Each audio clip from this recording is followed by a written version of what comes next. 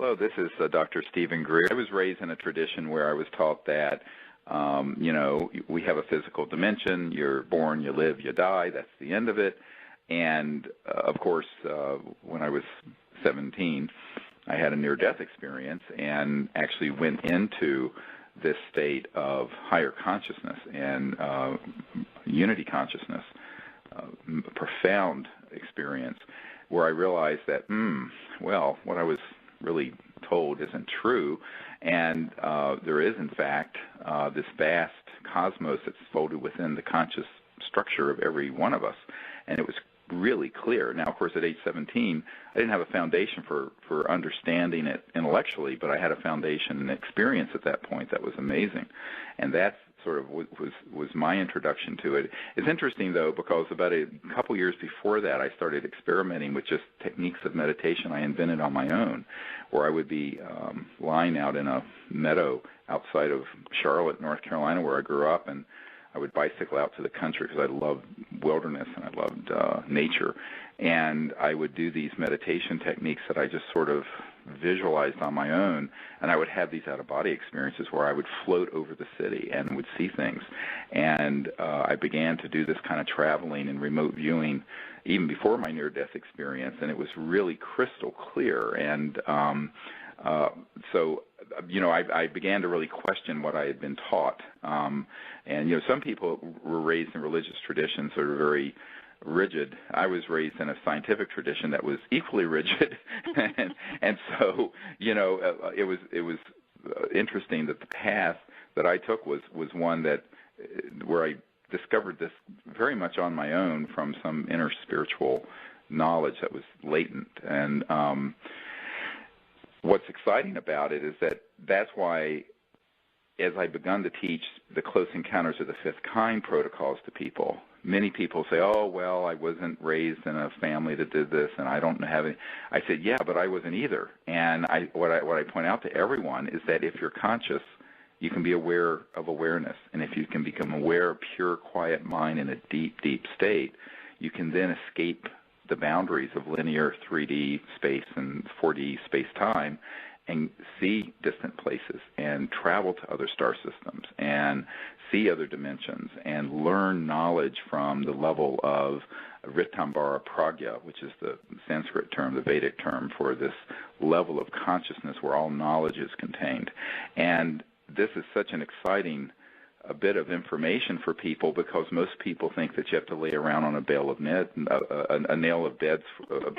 a bed of nails, for like 40 years, and then come out of a cave as a grizzled old man before you. I said, no. I mean, this is something that is the birthright of every single person on the planet, and importantly, all about our subject of ETs and other dimensions, of all the interstellar civilizations, that every sentient being in the cosmos has what's common with us is the universality of mind and consciousness. And when you realize that that is the foundation, it really is the spiritual foundation for everything we're doing with the Close Encounters of the Fifth Kind initiative to make contact, is that it's the realization that the light of consciousness, the mind itself, is a singularity, as Erwin Schrödinger, the father of modern quantum physics, said, and that the conscious mind itself is transcendental and transpersonal, and is a singularity, that the mind whereby every single person is awake is, in fact, one, and there's never separation. And the native peoples really understand this concept of, shall we use the term, divine unity or profound oneness so well. And one of the things I remember reading many years ago is the native peoples in many in South America and North America were kind of appalled at Western civilization was the concept of separateness, and that we're so separate and everything is separated, when in reality we never are. And in many of these more ancient cultures, that was just a way of living, like the dream time of the Aboriginals of Australia.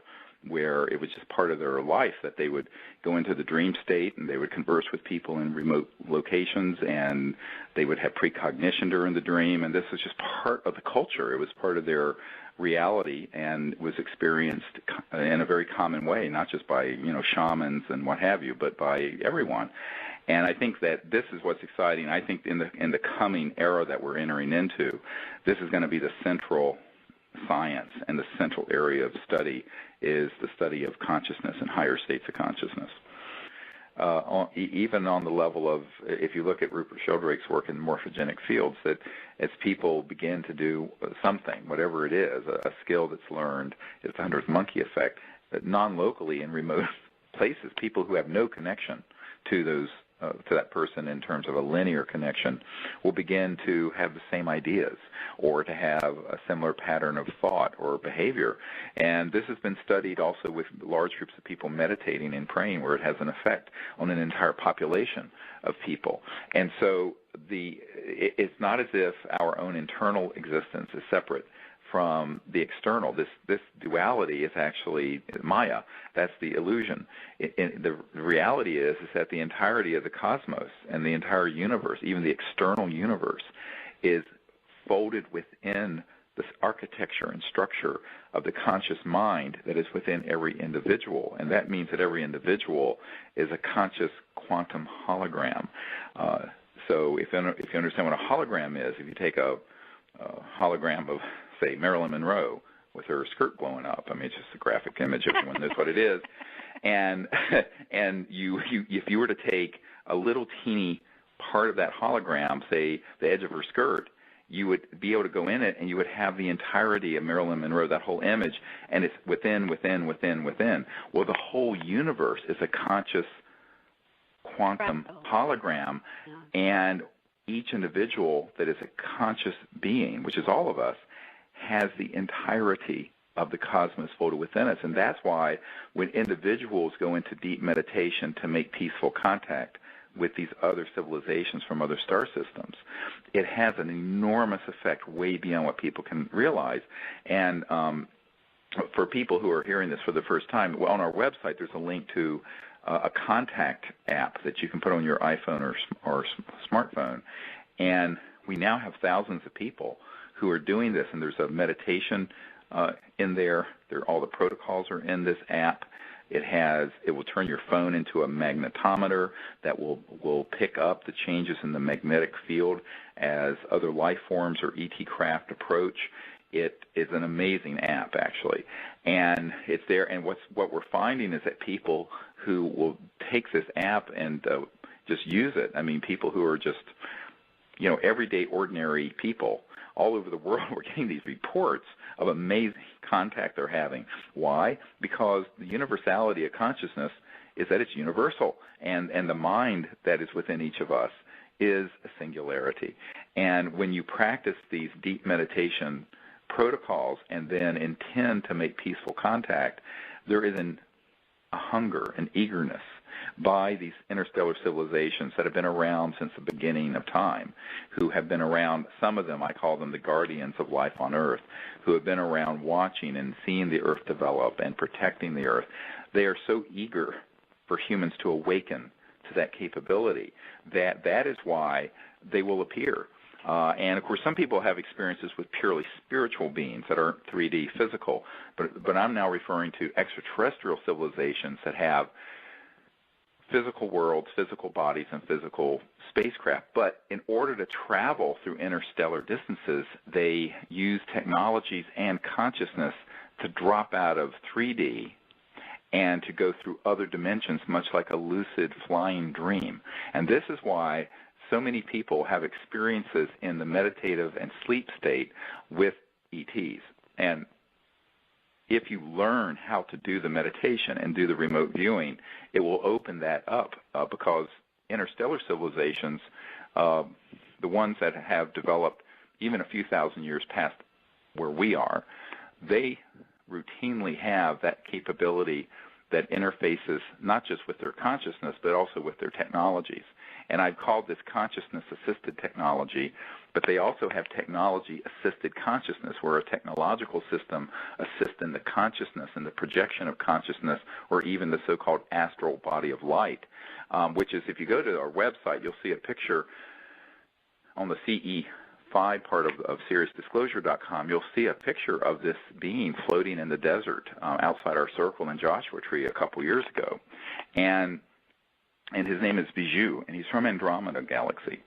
And it's an amazing photograph. And it was first seen as an orb. It was about the size of a grapefruit, a sphere, floating in the desert during one of our breaks. And then I was down in the desert away from the group with just maybe 5 or 10 people, and then I came and saw this, and several people saw it, and it floated beside my right shoulder for just a short distance and vanished.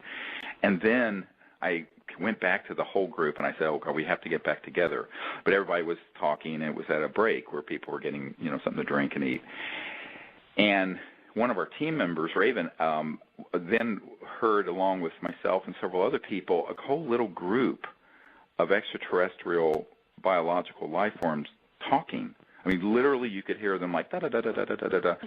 And most people heard females, but I heard also a male voice in there. And I said, no, there's 4 of them, and one of them's a male. And so Raven connected with her mind, her consciousness, and asked permission to take their photograph, even though they were dematerialized, but you could hear them talking.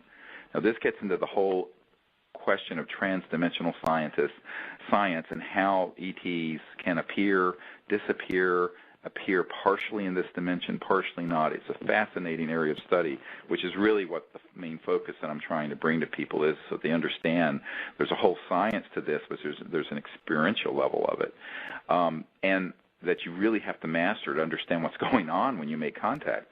But at that moment, she just asked permission and took a photograph, and I think she had it set so the lens was open 3 or 4 seconds. And in the frame was this male that was floating just outside where our chairs were, and turned and waved at her and smiled. And it's this amazing, enigmatic, it almost looks like a hologram, but it's not. It's actually the etheric and astral energy being electronically teleported out of that orb. And you can see the orb is to the left, over by a bush that lights up a bush, and there's a cone of light that lights up the chairs, and he's sort of being held in this energy field. And this is in the photograph. And what I point out to people is that they can be around us, and the only thing we saw with our physical eyes was the sphere. But within the sphere of light was the entire spacecraft and all its occupants. This is the key point. But all that could be seen in this dimension, as it sort of folded in, was this grapefruit-sized sphere. And then we heard the sound of, many people heard the sound of these beings talking. And then she took the photograph. So this kind of contact experience is astonishing. Now, a lot of people say, well, why don't they just fully materialize? Well, they have done that, and of course, so it'd be very brief, and then usually within 1 or 2 minutes, there's a jet fighter that comes in over us. Actually, 2 years ago when we were in England, we're getting ready to go to the crop circles in a couple weeks. We were up on this hill in England, and we had one of these massive spheres appear, and everyone saw it.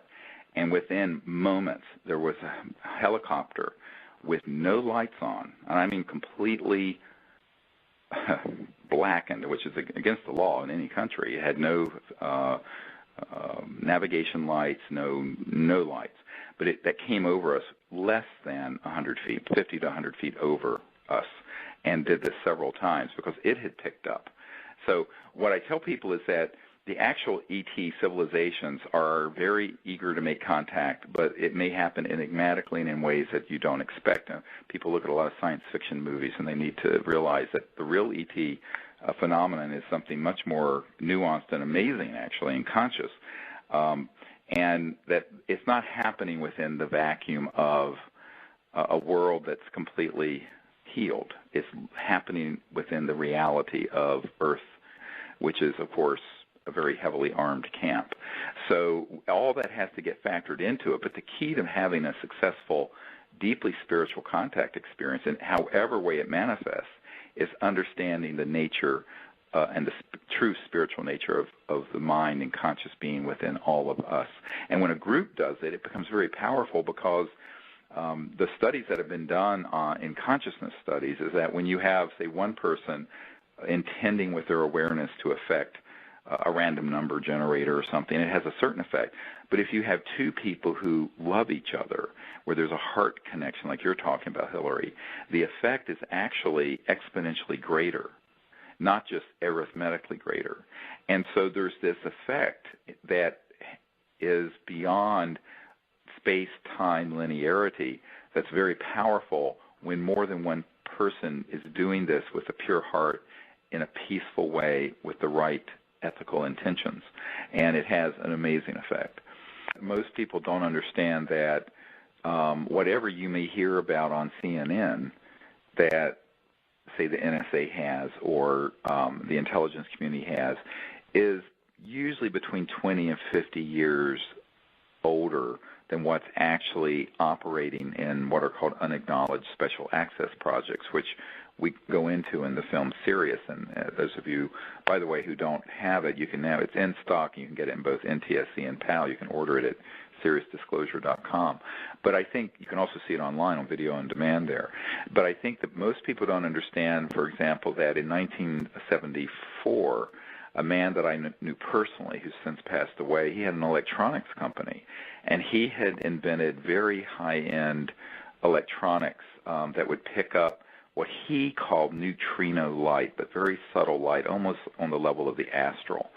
And the National Reconnaissance Office, the NRO, Google it, it's the super secret spy agency that runs all the classified satellites, seized the technology. He told me this personally, and I have a witness to this, by the way.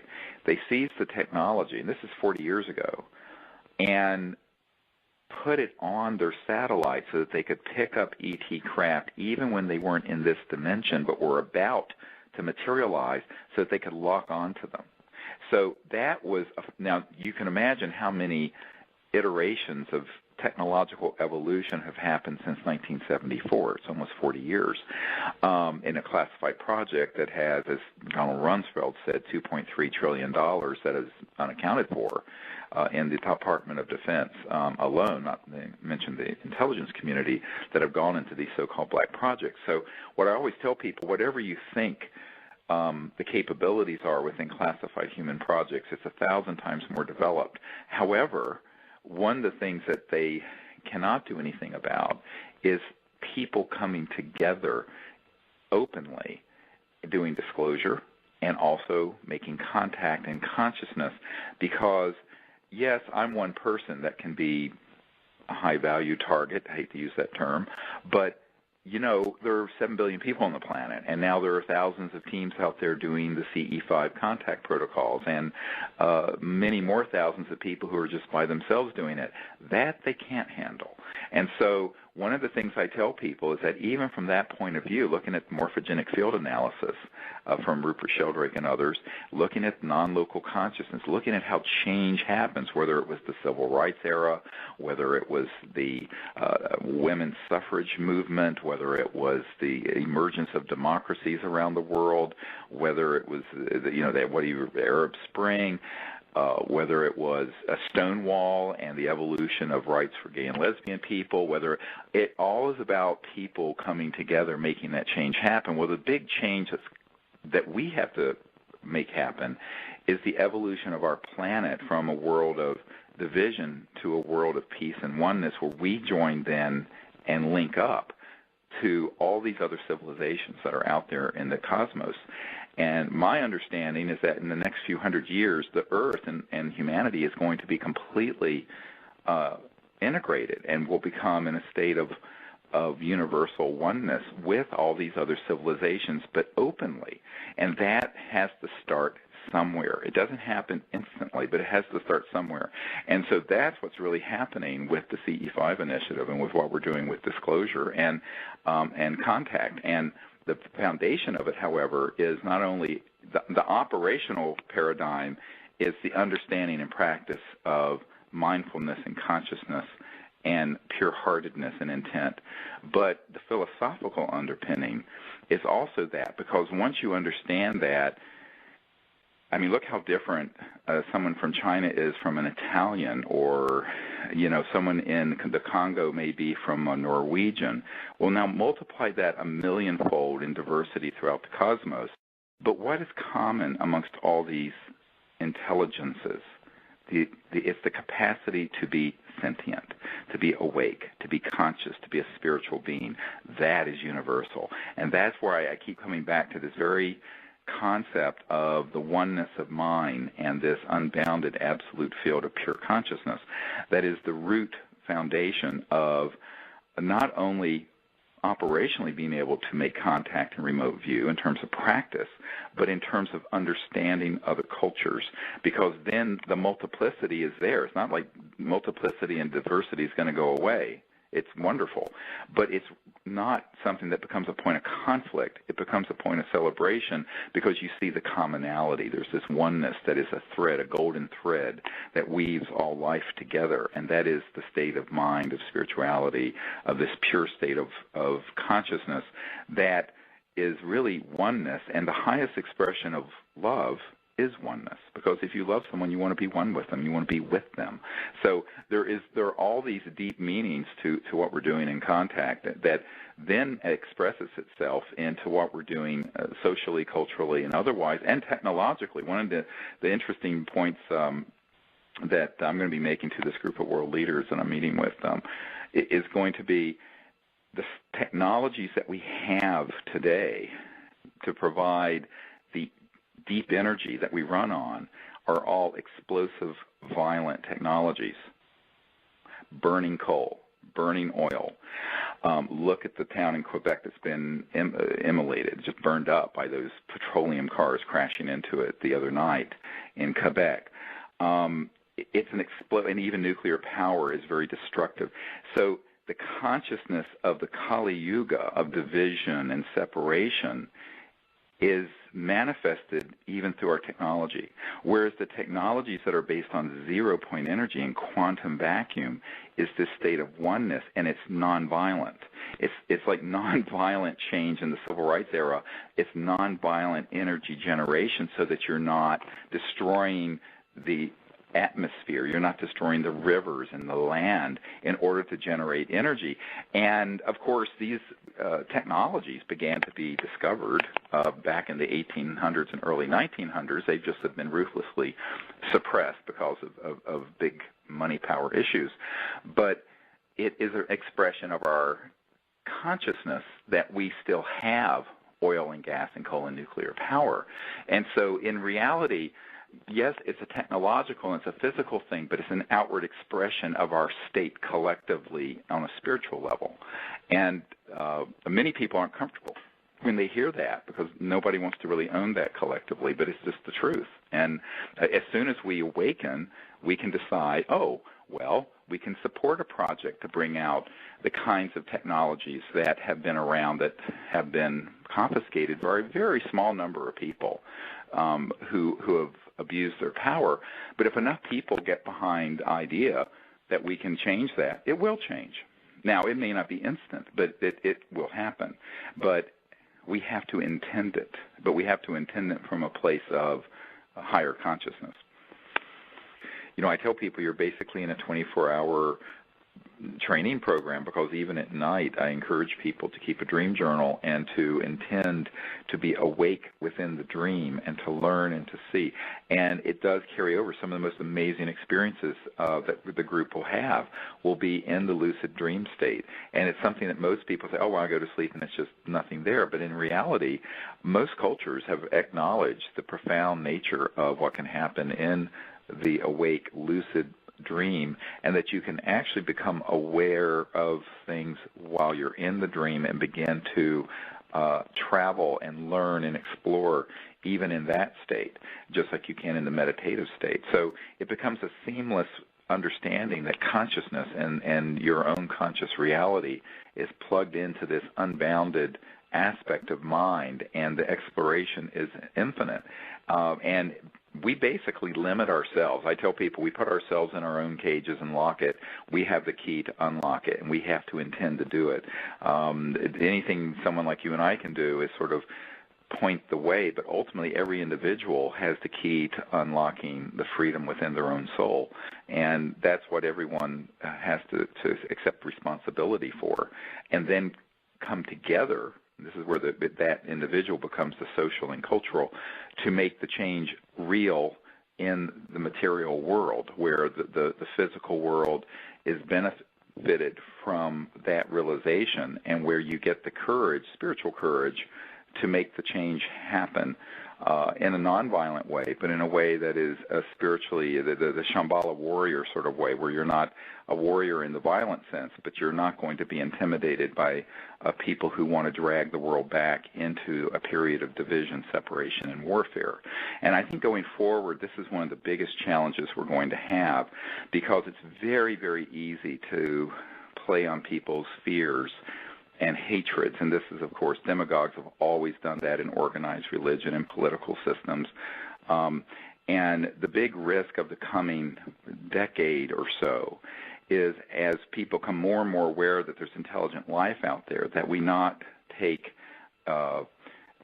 one racial or tribal or national competition and division, or all the different things that have divided humanity over the thousands of years of this era of division and separation, that we not then extrapolate that into this new era of enlightenment, where we then say, oh, well, now we have to view these other civilizations in an us versus them way, because this is not progress to go from international war and intertribal war and interspecies to then go to interplanetary war.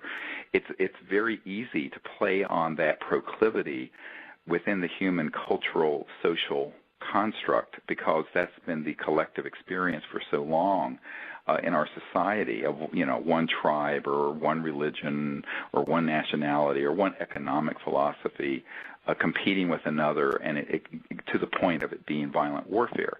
And so there are people who, of course, would benefit from that kind of conflict being expanded into space. And they are very good at manipulating that scenario. And what we have to do is say there's another path, when we have to choose the path of universal peace. And that is something, it is a conscious choice we have to make.